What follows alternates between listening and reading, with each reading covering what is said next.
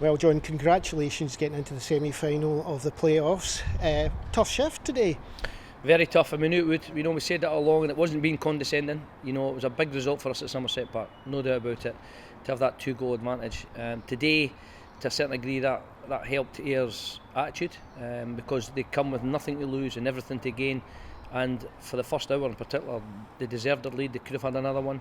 It looked more likely to go 2-0 than 1-1. We eventually settled down. We eventually started to pass because I thought we looked very, very nervous.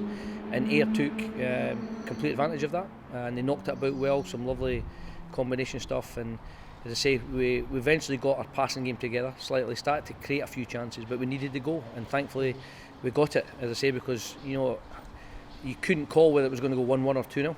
That's how finely balanced it was, and that's how finely balanced it's been over the two matches. Very much a goal out of nothing in some kind of ways. We were even talking to you there. Was there a touch? Wasn't there? But you're saying there was a touch. Well, I don't know conclusively. Cole Donaldson said he did get a touch that, and Ross Doon looked like he had it in his hands. It was going to go in his hands. So there must have been a touch somewhere. Big Cole's claiming it's his first of the season, so he's definitely claiming it, knowing him. But we needed it, as I say, we needed it. It was a good ball in. It's one of those areas that defenders, did they go for it, did not go for it. It only needs the slightest touch. And that appears to be what's happened. There's just the slightest of touches. But as I said, at that time, the game was on a knife edge. It could have gone either way. It could have gone 2-0 there. As I say, we're just quite thankful that we managed to equalise. And then that seemed to knock the stuffing out of here for the last 10-15 minutes. The playoffs have really made it exciting at the end of seasons, but I think Ian McCall had said last week it's very unfair the amount of games teams playing third and fourth in the championship have to play to actually get anywhere. And I think you're going to now have to play Dundee United on Tuesday and Friday as well. And I mean, your team's going to be tired after that because that's two really tough games. Well, it's not right, and Ian's 100%. I didn't want to say it at the time because I said that Ian had said everything that needed to be said, and I didn't want to be condescending in a way that we were going to automatically qualify for the semi-final. That's not the way we work. Now that it's over, I'm 100% in agreement with Ian. It was down for Wednesday, Saturday. Now we all understand why we can't play Saturday because Dundee are playing at home, but with the final not till the Thursday, why couldn't it have been put back? Why couldn't we play Thursday, Sunday or Wednesday, Sunday? There's absolutely no need whatsoever to bring it forward to the Tuesday night and the Friday night. It hands, in my opinion, Dundee United a massive advantage because they've had 9 days of rest in preparation for these two games over 3 days. Whereas if they put it back to Wednesday, that would have given our lads 4 days rest, and then another 3 days rest before the second leg. So that would have been much fairer. It would have been much simpler. It would have been much more common sense. But in a kind of way as well, they're both evening games, so again you're travelling down and travelling back late. Exactly. If you look at the crowd for the Scottish Cup game on the Sunday, I think there was 7,500 or 7,700. We took 700 fans down on a Sunday. We'd probably look to do the same again, but we're at Friday night, you'll be lucky. We'll have our 200-300 die-hard away fans that go to the game, as they did down at Ayr. That's all we can bring. It just seems absolutely nonsensical to do it. But the SPFL don't take that into consideration. They don't consider fans travel. They don't consider fatigue for players. They just do what's right for them. And then on this occasion, sadly, it's very, very wrong.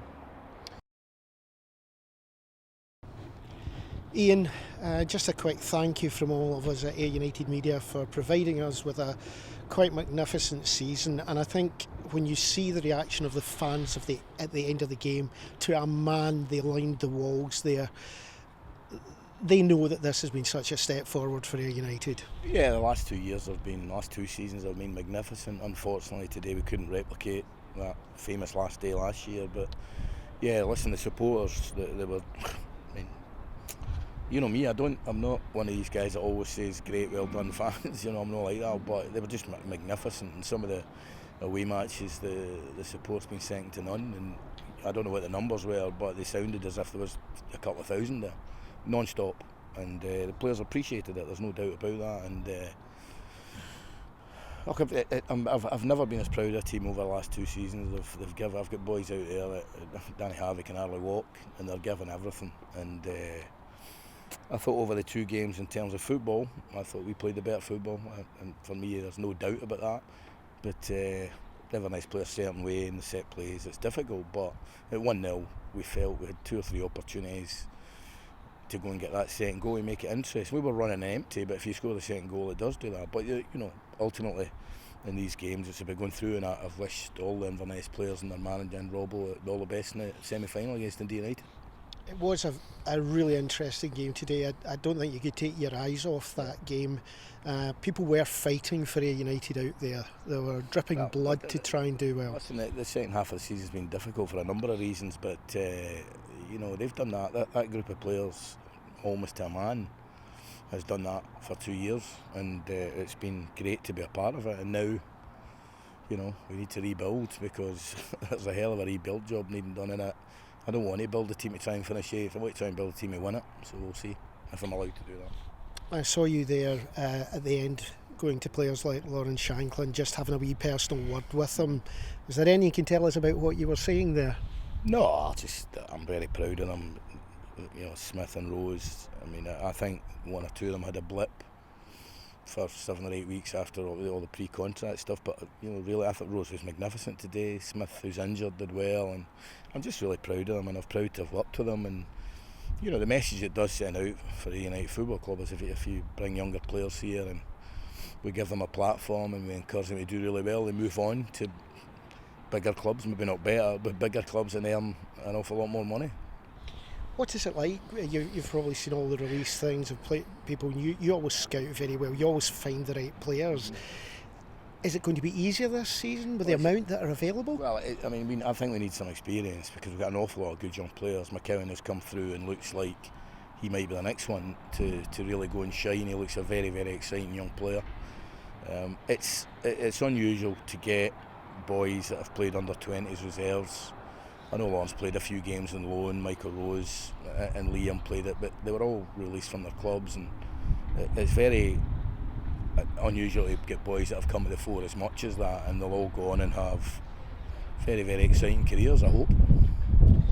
So is it time to have a good rest now for yourself? Well, you straight back to work? One bit of good news for the fans. When I spoke to Nicky Devlin during the week, who incidentally we can't afford, but Nicky has said, and so has Lawrence, that they'll be given United a couple of years at the end of their careers, so that's fantastic. I'll probably not be here to see that, and I think that's great of them and great for our club. Well, you did say to us at the beginning, when you first came in, you said, I've got a 5-year plan, you said to us, and I hope to someday be a director of football. Is that the kind of thing you're still looking at? Well, I've not even given it a moment's thought. The only thought I have is that, what Lachlan and this club has given me is drive, and it's been a tough 2 years. I need a holiday, but drive and ambition, and I'm not sure I'm happy to try and get a team to finish 8th. I want to try and win the championship, so hopefully the directors will try and help me to do that.